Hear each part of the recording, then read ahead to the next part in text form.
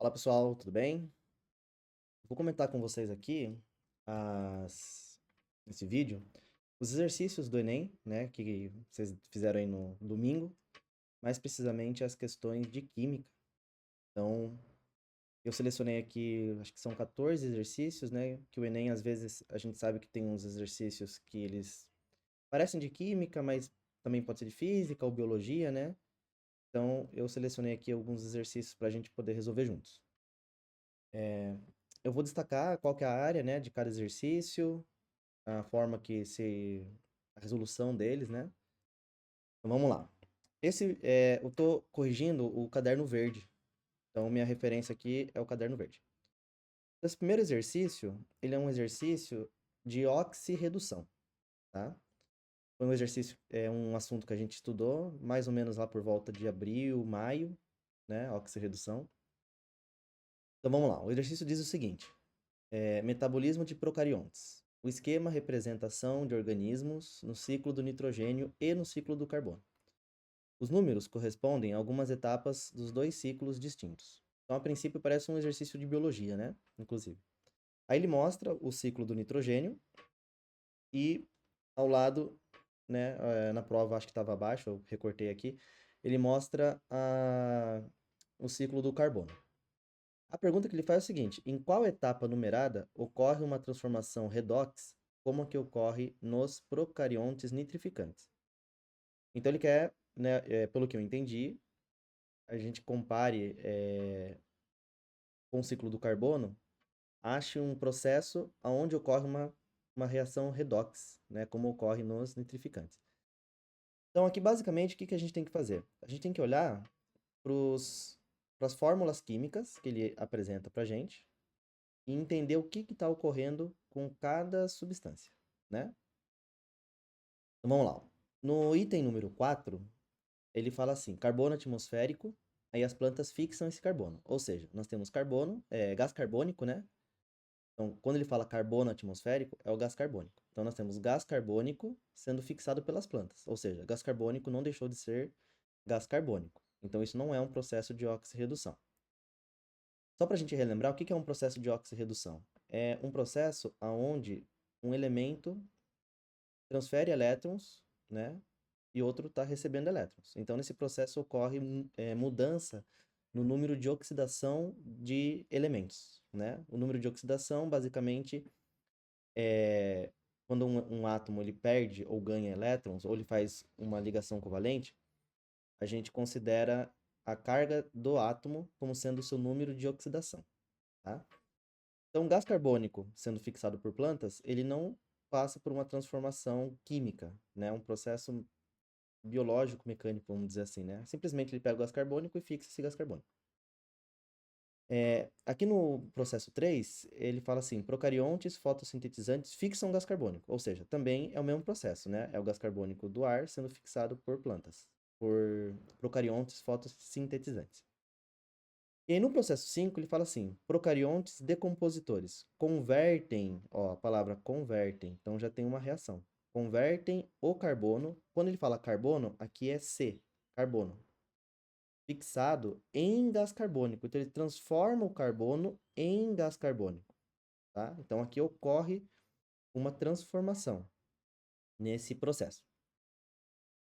E qual que é a variação do número de oxidação do carbono? É isso que é importante para a gente identificar se é uma reação redox. O carbono, por ser uma substância simples, ele tem o seu número de oxidação valendo zero. Toda substância simples tem o número de oxidação igual a zero, tá? Uma substância simples é uma substância formada unicamente por um único elemento, né? E no gás carbônico, o NOx do carbono é mais 4. Por que que é mais 4? O oxigênio, o número de oxidação dele é fixo, é menos 2. Como a gente tem dois oxigênios, o total é menos 4.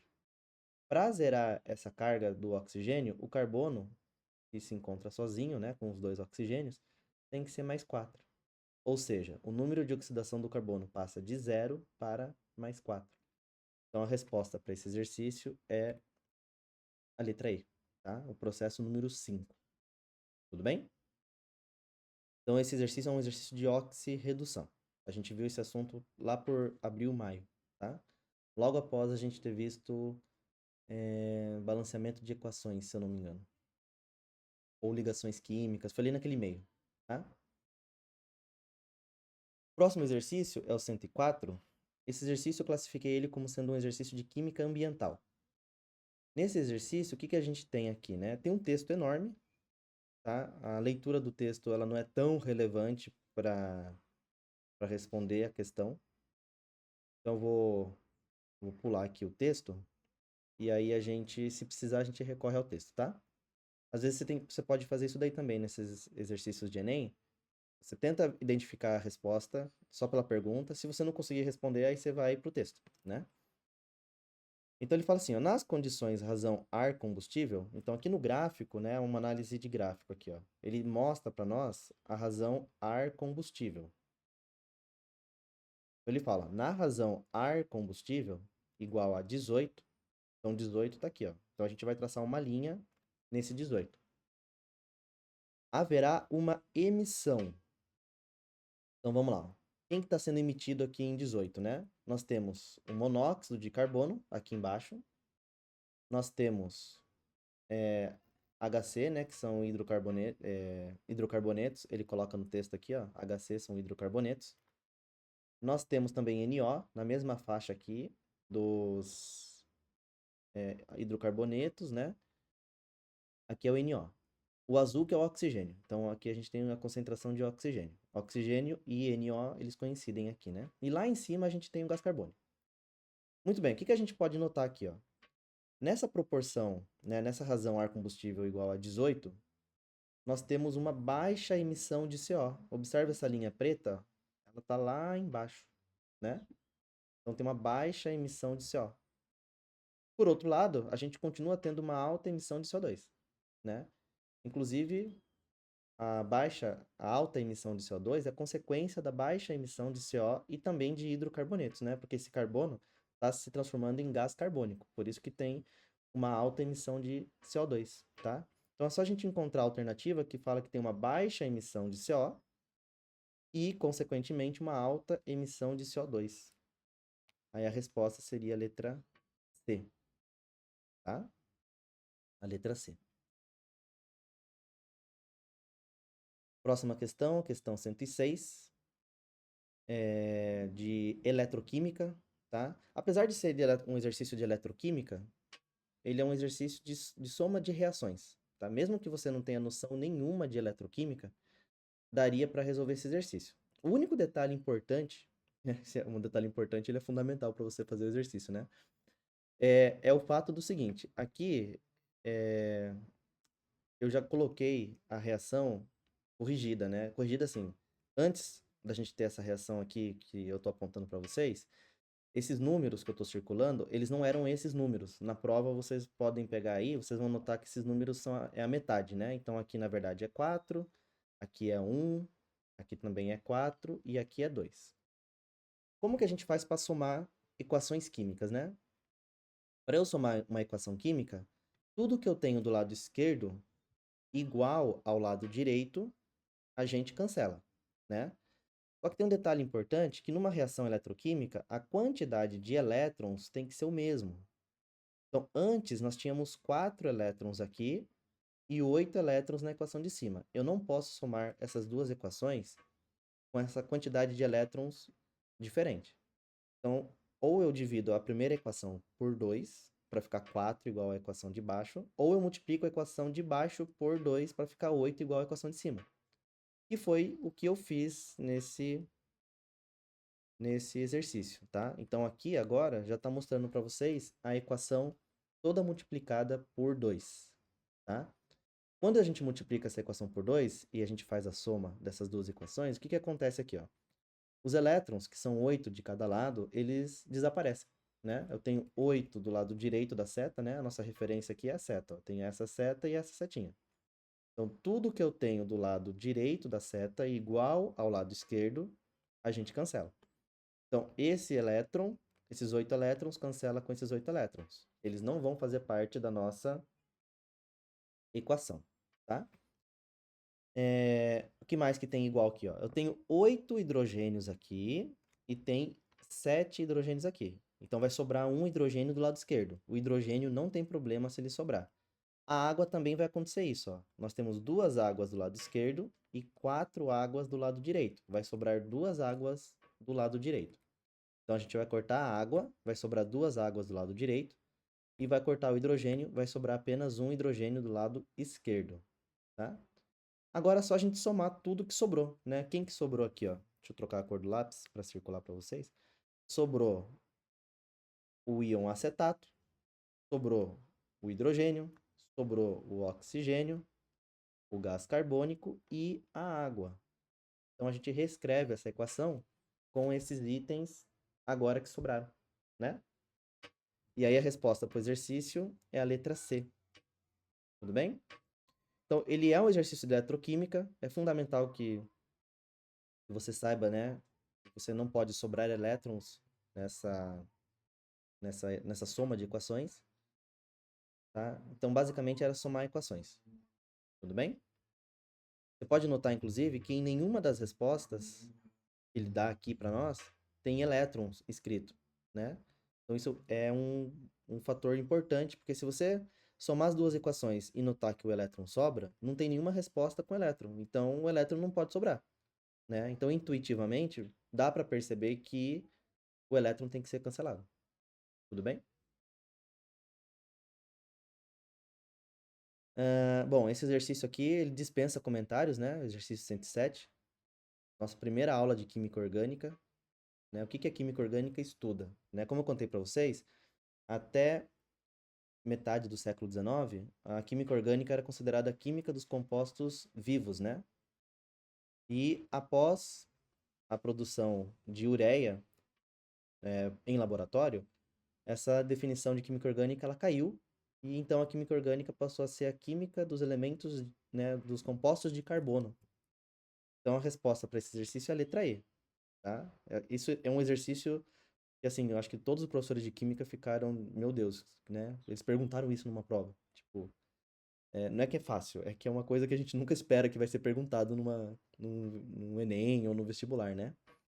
Então a resposta aqui é a letra E, porque a química orgânica é a química do carbono. Tudo bem? Questão 111.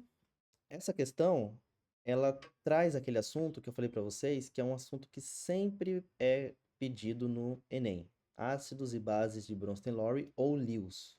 Tá? Inclusive, na nossa última aula da turma de sábado e também da turma também do noturno, a gente tratou desse assunto quando eu falei das aminas e das amidas, né? Eu falei para vocês que as aminas, elas são bases de Bronsted-Lowry ou bases de Lewis. Por que elas são bases de Bronsted-Lowry, né? Porque como o nitrogênio ele tem esse par de elétrons, ele pode doar esse par de elétrons, sendo uma base de Lewis, tá? Então, se a gente partir desse pressuposto, ele é uma base de Lewis. Mas ele também pode aceitar um próton, e aí ele passa a ser uma base de Bronsted-Lowry, tá? Então, as aminas são básicas. O ácido, por outro lado, é o contrário disso. O ácido é a substância que pode fornecer o próton. E ele conta isso no texto. Ele fala isso para nós, né? Uma espécie que, olha, ele fala aqui, ó, uma base de Bronsted-Lowry é uma espécie química capaz de capturar um próton. Então, o ácido é o próton, tá? Então, a substância que pode doar o próton é o ácido. A substância que pode receber o próton é a base. Tudo bem? E aí ele quer saber na estrutura do fármaco o grupo capaz de reagir com uma base de Bronsted-Lowry. Ou seja, qual dos grupos que ele circulou pode fornecer um hidrogênio, né? E aí a resposta é a sulfonamida. Por que a sulfonamida? Porque olha aqui o hidrogênio que ele destaca aqui para nós, né? Esse hidrogênio, ele pode agir como um ácido, né? Essa função química, ela pode agir como um ácido de Bronsted-Lowry. Tá? Esse hidrogênio aqui da metila, hidrogênio de carbono, ele não pode ser transferido como ácido, tá? devido à diferença de eletronegatividade entre carbono e hidrogênio ser muito baixa.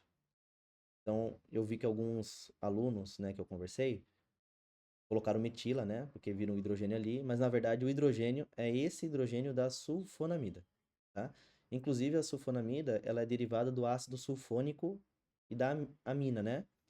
Eu até comentei com vocês que as amidas, elas não são básicas como as aminas, tá?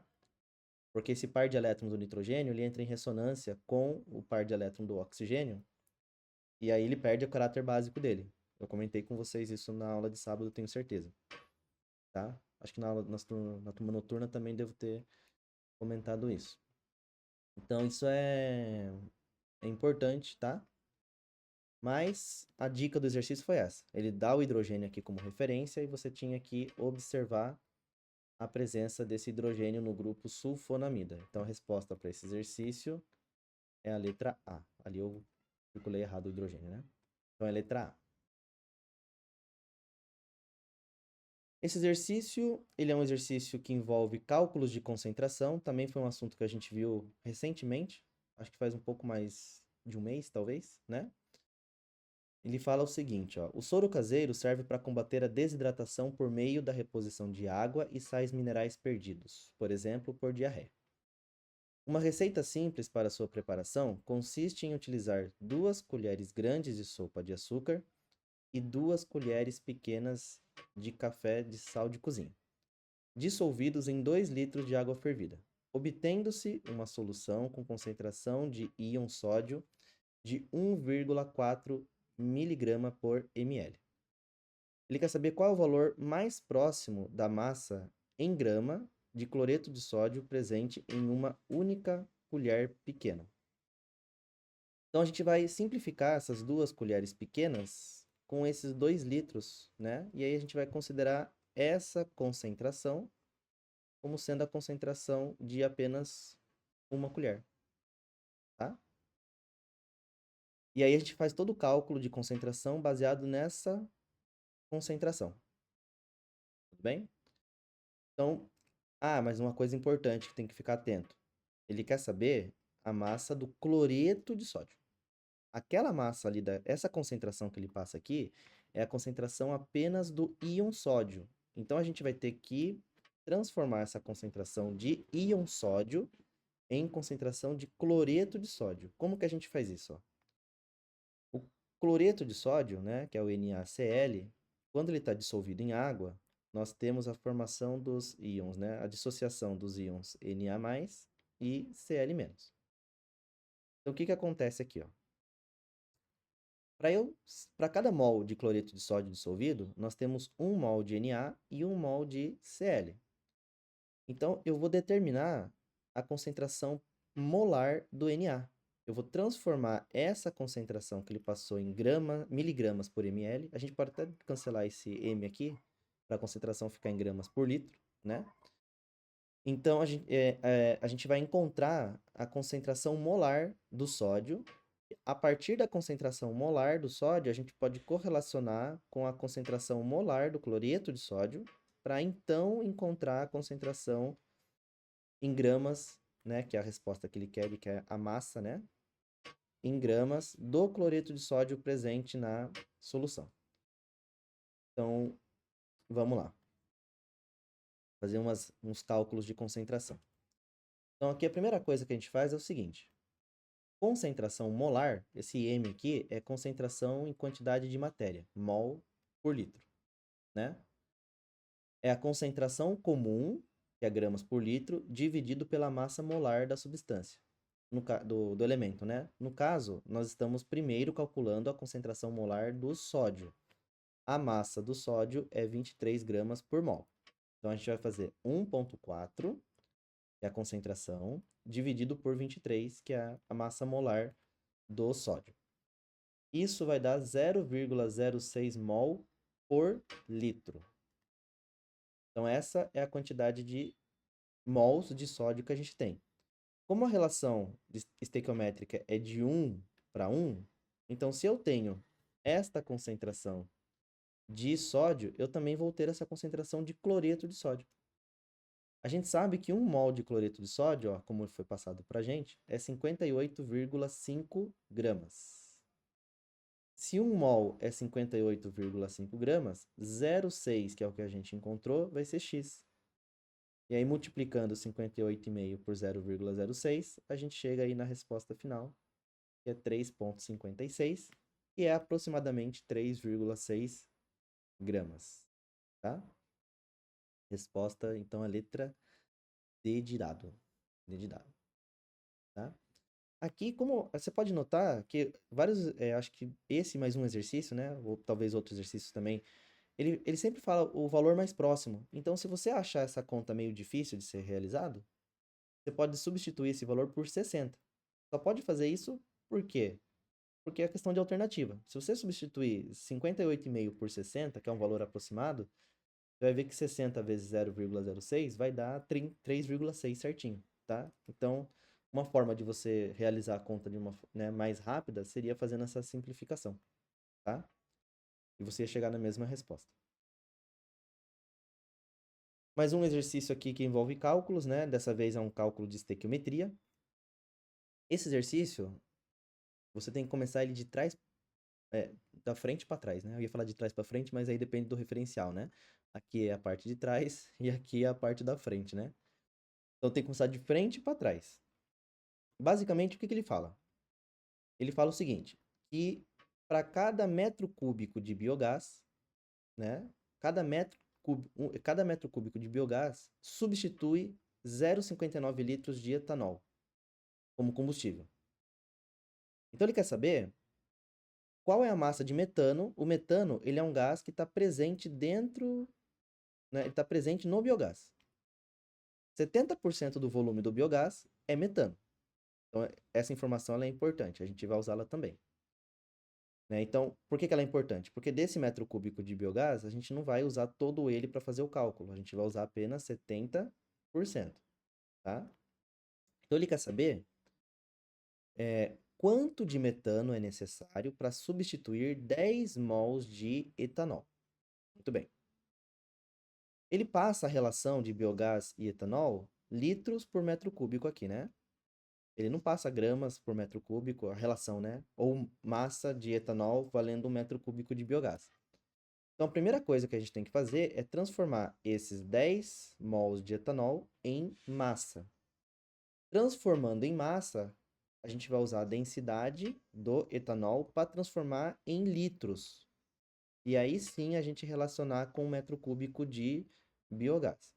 Então, primeiro, transformar, né? Aqui, ó. Primeira conta, transformar esse etanol, esses 10 mols, em massa. Como a massa molar do etanol é 46 gramas, ele passou para a gente aqui, ó, 46. Então, 10 mols seriam 460 gramas.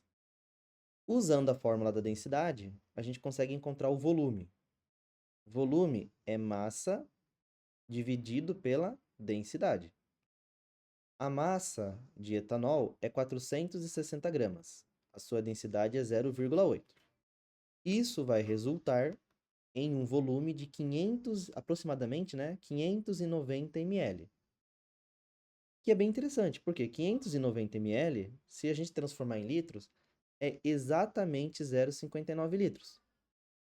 Então, ele te deu o valor da relação direta, né? A gente tem 0,59 litros de etanol. Isso equivale a 1 metro cúbico de biogás. Só que desse 1 metro cúbico de biogás, apenas 70% dele é metano. Fala aqui no texto. Ou seja, a gente não vai fazer agora o nosso cálculo em massa para o metano usando 1 metro cúbico de metano, porque não é 1 metro cúbico de metano que a gente tem. A gente tem 1 metro cúbico de biogás. Desse total de 1 metro cúbico de biogás, quanto que a gente tem de metano? Então vamos lá. 70% é 700 litros, né? 1 metro cúbico vale 1.000 litros. Então, 1 metro cúbico são 1.000 litros. 70% são 700 litros. Tá? Então, se a gente usar 22 litros de metano, 22 litros de metano vale 1 mol. Ele fala aqui, ó, o volume molar são 22 litros por mol de metano, tá? Então, 22 litros de metano é 1 mol de metano. A massa molar do metano é 16 gramas. Ele passou esse dado também, ó, 16 gramas. Então, se 22 litros são 16 gramas, que é 1 mol de metano, né? Quanto que os 700 litros que a gente encontrou pesam? Aí a gente vai fazer essa regrinha de 3. Ao realizar essa regrinha de 3, a gente vai achar o valor de 509 gramas. E a resposta é a letra C, que é 510, novamente, é o valor mais próximo, né? Então aqui basicamente você teve que fazer o quê? Vamos recapitular aqui, que é bastante cálculo que a gente fez, né? Transformou mol de etanol em gramas de etanol. Esse gramas de etanol, a partir da fórmula da densidade, a gente transformou em volume de etanol. Usando a relação que ele passou, né, cada 0,59 litros de etanol equivale a 1 metro cúbico de biogás. Então, se a gente achou 590 ml, esses 590 ml equivalem a 1 metro cúbico de biogás. Desse total de metro cúbico de biogás, apenas 70% é etanol. Então, nós temos 700 litros de etanol. Ele passa para nós o volume molar, ou seja, cada mol de metano vale 22 litros. Então, a massa molar do metano são 16 gramas. Então, 22 litros de metano equivale a 16 gramas de metano. 700 litros, X. Fazendo a continha, a gente chega em 509. Tá? É um exercício com muito dado. Você tem que parar, entender o que cada dado vai... Em que momento você vai ter que usar cada um desses dados. Tudo bem? É um trabalho mental de organização aí um pouco sofisticado, né? É um exercício que ele não é difícil, mas você organizar esses dados é a parte a mais complicada do exercício, tá? Então, esse exercício eu prestaria bastante atenção nele por causa dessa organização que tem que ter, né? O que eu vou fazer primeiro e aonde que eu quero chegar. Esse que é o intuito. Estequiometria é isso. Da onde que eu vou partir, o que eu quero do exercício, tá? Foi um assunto que a gente também estudou, estequiometria. Aqui tem mais um exercício de estequiometria, né? Basicamente, eu não vou ler o texto todo, eu vou falar para vocês basicamente, né, o que o texto está trazendo. Ele fala o seguinte, ó, para cada 10 quilogramas de alumínio, são necessários 50 quilogramas de bauxita. Tá? Então, para produzir 10 quilos de alumínio, são necessários 50 quilogramas de bauxita. Ele fala que a gente consegue reciclar um total de 97,4% do alumínio, né? Esse é o índice de reciclagem. E qual que é a massa de alumínio que a gente tem em latas vendidas? É isso que ele coloca aqui, ó. Então, no Brasil, nós temos um consumo de 4 vezes 10 a quinta toneladas de latas de alumínio. Desse total de latas, 97,4% a gente consegue reciclar. Ou seja, 97% do alumínio que é utilizado para fazer latas não precisa, né, de um novo alumínio, porque ele pode ser reciclado. Então a gente fica livre de usar a bauxita nesse processo de reciclagem, né? E aí ele quer saber quanto de bauxita a gente fica livre de utilizar. Então é basicamente essa a ideia do exercício. Aqui eu vou fazer primeiro a conta com os dados que ele deu. Mas depois eu vou mostrar para vocês que dá para fazer de uma forma mais simples também. Bom, se a intenção é a gente saber quantos quilos de bauxita, né, a gente deixa de extrair na reciclagem, eu tenho que descobrir quantas toneladas de alumínio vale 97,4%. Então, qual que é a conta que a gente vai fazer aqui primeiro? Ó?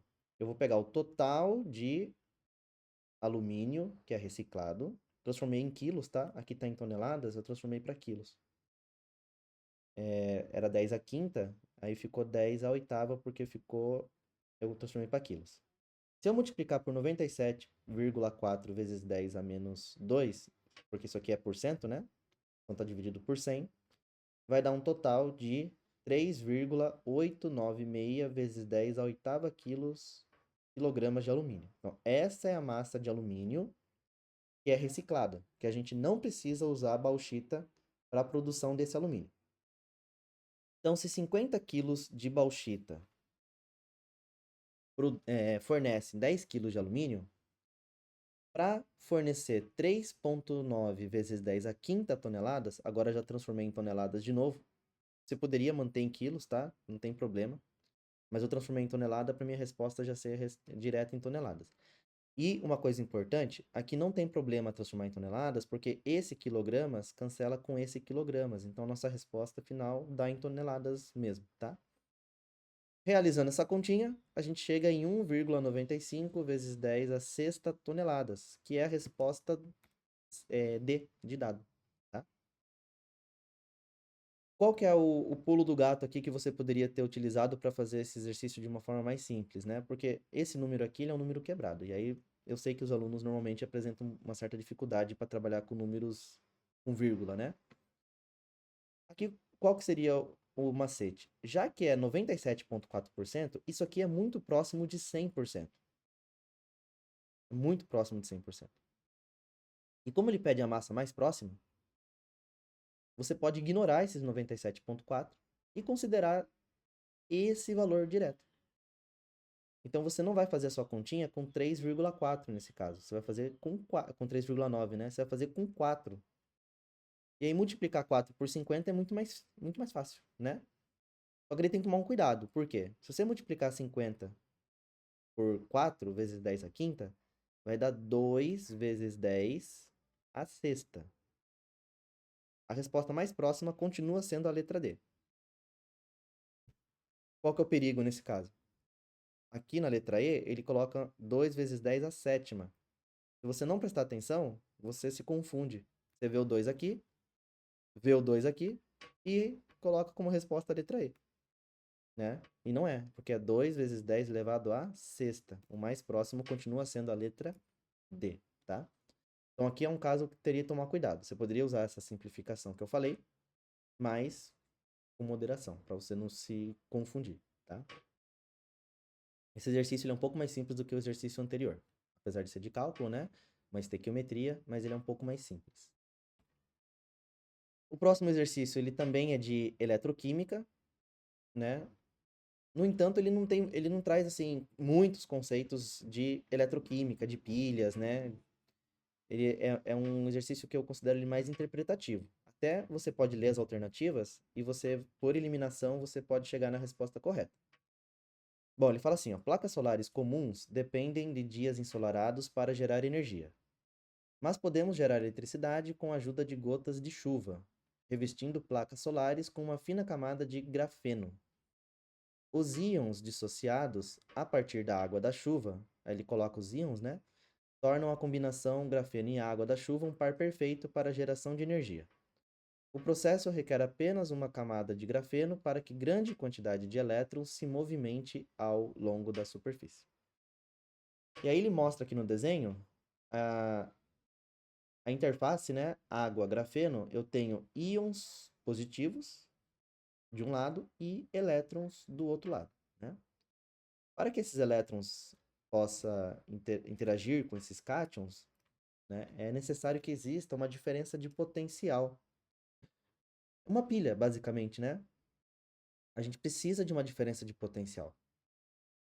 Então, ele fala assim, né? Ao produzir eletricidade em dias chuvosos, o grafeno... Aí vamos lá. Vamos ler todas as alternativas para a gente ver o que se encaixa e o que não se encaixa muito no propósito do exercício. Ele fala assim, oxida os cátions.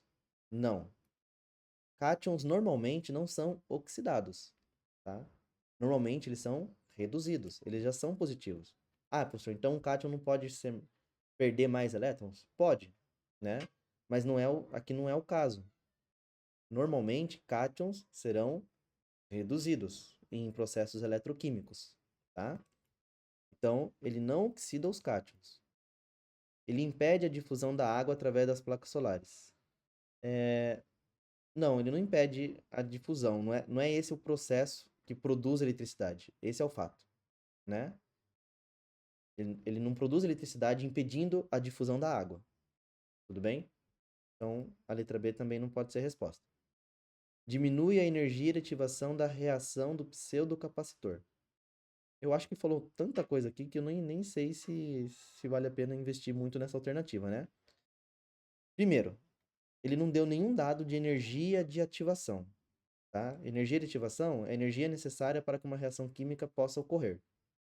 Ele não passou nenhuma informação a respeito disso, tá? E ele fala assim, ao produzir eletricidade, diminui a energia de ativação. Não, tá? Não tem isso no texto, não tem isso na imagem, não tem esse contexto para a gente colocar a letra C.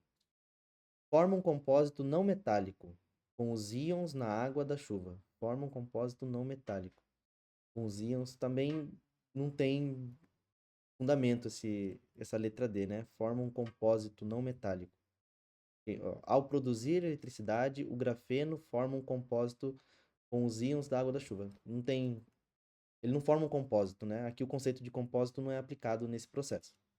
Tá? O compósito ele é um material bom, não vou me esticar muito aqui, mas não tem fundamento esse exercício, essa alternativa. Então a resposta aqui é a letra E. Ele gera uma diferença de potencial, né? A diferença de potencial aqui é a palavra-chave, tá? Uma pilha é um gerador, né, de eletricidade. Por quê? Porque ele tem uma diferença de potencial, tá? Você deve ter estudado isso também na parte de eletricidade em física. Então a letra E é a resposta. Esse exercício ele é bem simples, né? Envolve teoria atômica, modelo atômico, né? Ele diz que essas placas que são utilizadas para caso de quando acaba a energia elétrica, né? Elas são, olha, ele fala aqui, ó, apresentam substâncias que fosforescem na cor amarela esverdeada após exposição à luz ambiente. Ele fala inclusive que são feitas de sulfeto de zinco, dopado com prata e cobre. Ele quer saber o aparecimento do brilho nas condições ocorre em consequência de transições eletrônicas, modelo atômico de Bohr. Né? Eu coloquei um GIF aqui para vocês. Então, quando a gente estuda o modelo atômico de Bohr, ele explica esse tipo de fenômeno, né? De fosforescência.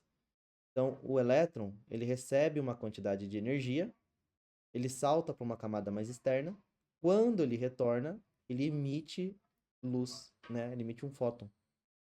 Então, são transições eletrônicas explicadas pelo modelo atômico de Bohr. Foi estudado no início do ano. Tá? Foi um dos primeiros assuntos lá que a gente estudou no início do ano.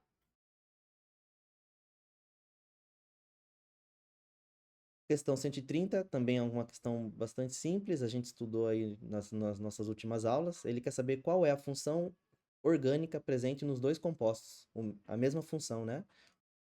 É aqui, ó, a gente tem essa função, é um C-O-OH, é um ácido carboxílico, que pode ser escrito de forma simplificada COOH, tá? Então, a função presente nos dois é o ácido carboxílico. Exercício bem tranquilinho também. Esse exercício é um exercício de separação de misturas, né? O 133. Ele conta aqui uma forma de um processo que envolve várias etapas, né? O magnésio metálico, utilizado em ligas leves, é produzido em um processo que envolve várias etapas e utiliza a água do mar como matéria-prima. A primeira etapa desse processo consiste na reação entre o íon magnésio e o hidróxido de cálcio, obtendo uma mistura que contém hidróxido de magnésio pouco solúvel e íons cálcio, de acordo com a equação química. Aqui basicamente é o seguinte, você olha o estado físico aqui, é sólido. Você olha o estado físico aqui, aquoso, está em água. Como que a gente faz para separar um componente sólido de um componente que está, né, esse sólido que está ali misturado com a água, né? Para separar um sólido de líquido, a gente usa filtração, tá? Então a resposta aí era só lembrar do cafezinho, né? A gente usa um filtro para separar o sólido do café da água, né? Então, filtração é a resposta desse exercício. E por fim, o último exercício, que eu separei aqui para a gente fazer, foi o 135, que trata de equilíbrio químico, tá? Aqui nesse exercício, talvez o exercício mais difícil que eu pelo menos achei, né? É esse exercício aqui, porque ele tem uns conceitos um pouco sofisticados também. Bom, essa seta dupla, ela indica deslocamento de equilíbrio, né? Então a reação química ela ocorre dos dois lados. Ele quer saber qual creme dental promove a maior desmineralização do esmalte do dente. A desmineralização é o processo da esquerda para a direita. Ou seja, eu tenho que deslocar esse equilíbrio para o sentido da direita. Para eu deslocar esse equilíbrio, eu posso fazer o seguinte: eu posso adicionar íons H+. Se eu adicionar íons H+, né, existe um fenômeno chamado princípio de Le Chatelier, um deslocamento do equilíbrio, que ele diz que a adição de qualquer componente desloca o equilíbrio no sentido contrário. Então, se nós adicionarmos H+ nessa reação, a gente joga o equilíbrio químico para o lado direito, que é o lado dos produtos, né? A gente produz mais produtos, em outras palavras. Tudo bem? Se a gente olhar aqui a tabela, o único creme dental com pH abaixo de 7, ou seja, ácido, é o dióxido de silício. Se ele é ácido, ele tem mais íons hidrogênio do que íons OH-, né? Então, se a gente usar esse creme dental, a gente vai estar adicionando íons H+ à reação, e a adição de íons H+ vai deslocar o equilíbrio no sentido contrário, tá? Então, a resposta do exercício é a letra D, tá bom? Considerações finais. De forma geral, eu não achei a prova muito complicada, a parte de química, né? A maioria dos conceitos que foram utilizados são conceitos que a gente estudou. No ensino médio, a gente estuda normalmente esses conceitos no primeiro ano, com exceção do equilíbrio químico, né? Que é um assunto. Se bem que, assim, essa parte também poderia ser um pouco entendida estudando ácidos e bases, né? Ele, apesar de ser um exercício de equilíbrio químico, a gente pode notar aqui que o único ácido é o 4. Então, ele é o diferentão da lista, né? Então, de forma geral, os exercícios de química eles estavam relativamente tranquilos, né? Não vou falar fácil, que também teve uns cálculos ali que a gente envolve um pouco de paciência, né? Um tempo também. Mas tá aí a resolução dos exercícios do Enem, tá bom? Então é isso aí. Até mais. Tchau.